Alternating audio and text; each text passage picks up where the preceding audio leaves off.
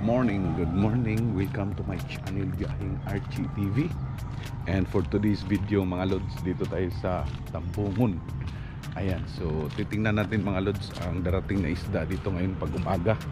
So time check mga idol, 6 o'clock in the morning pa. So magsi 6 o'clock in the morning pa mga idol. So ayan, titingnan natin mga lods ang mga huli nila dito kasi mura lang ang isda dito mga lods. Tara. So ayan mga lods, naglakad ako kanina. Ito yung dito ako naglakad kanina. So kung makita natin mga lods, no, so dagat ang ano dito paglabas dyan, dan mabantayan na yan. Ayan, so tingnan natin doon, ang dami nilang huli, oh, mga idol. Ayan mga idol, so yan, marami tayong pagpipilian mga lods. So merong bumaba doon na isang buyer, yung binibili na kasi yung isda nila pagdating dyan. So mamili ka lang mga lods, meron namang natitira mga tuyom, swaki, tamban. Ayan, yung iba tanggal pa no sa net. Oh shit, tinatanggal pa yung mga isda mga lods. Ganun ka fresh dito ang isda sa Tambungon mga idol.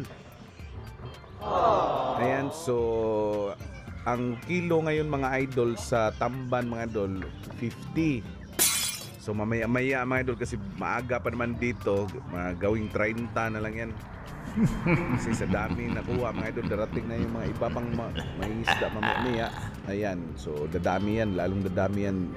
Kaya maging ano na lang yan, mura na lang yung kilo ng tamban mga idol. Ang tawag dito sa Bisaya ay mga idol tuloy.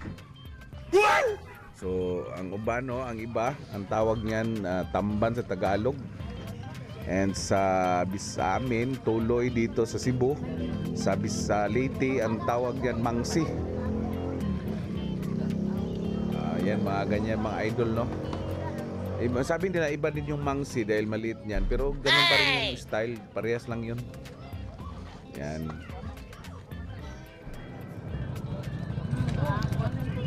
And dito naman mga lods, dito tayo sa taas. So namili muna tayo kung anong gusto natin. So may nakita akong tamban, tuloy.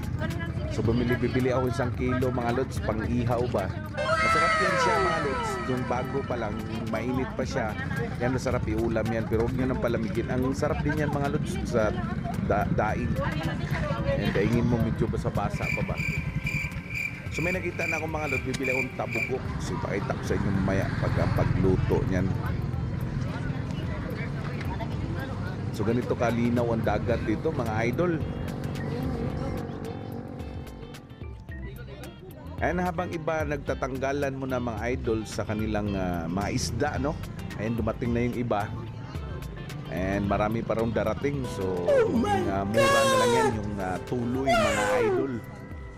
Maging 20 lang yan. Nung nakaraan kasi nakaranas ko dito 15 ang kilo, 1.5. So ayan mga lods, no? Yan, dumating na nga yung iba, sabi ko kanina. At may darating pa mga idol. So ganun katindi ang mga tuloy dito. Mulmol, mayroon din mga ilods. Mili ka lang. So ang daming nag-aabang dito mga idol, no? Sa taas. Kasi bibili rin sila at may dala na. Kailangan pag bumili ka dito mga idol, kaya may dala kang plastic kasi bawal dito yung plastic.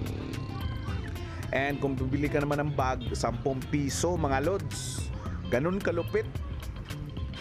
So bawal sa kanila yung plastic mga idol. Kung may plastic ka sa bahay, gusto nyo bumili ng isda, magdala na lang kayo kasi ang price dito ng bag is 10 piso. Ayan, may nakita akong ni Robert Corbo. Ito Robert. Ayan, shout out sa Palumpon Leyte na si Robert Corbo. Ito Robert and ni Madam Susan. So ayan. Ito mga lods, biljuan ko lang to, share ko lang to para makita nyo dito sa Tambungon kasi nakarating tayong Tambungon ngayon, nagja-jogging kasi ako. So ayan, pinapakita ko sa inyo mga idol.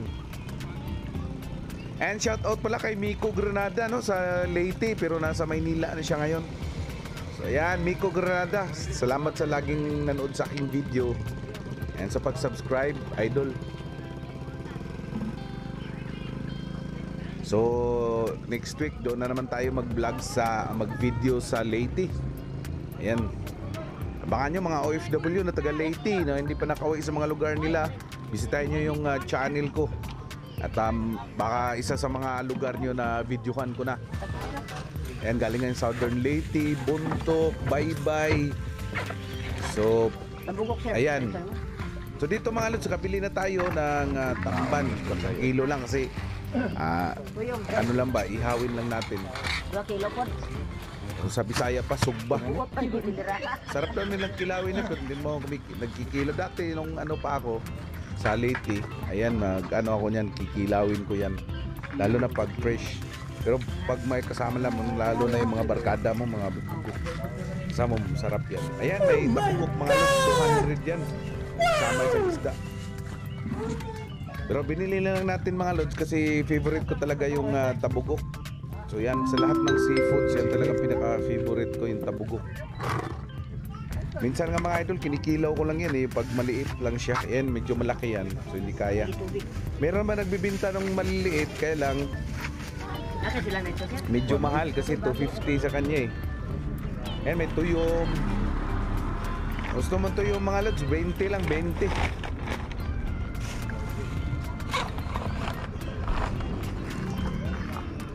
$20 kilo, kinilo pa rin yung tuyong mga lods.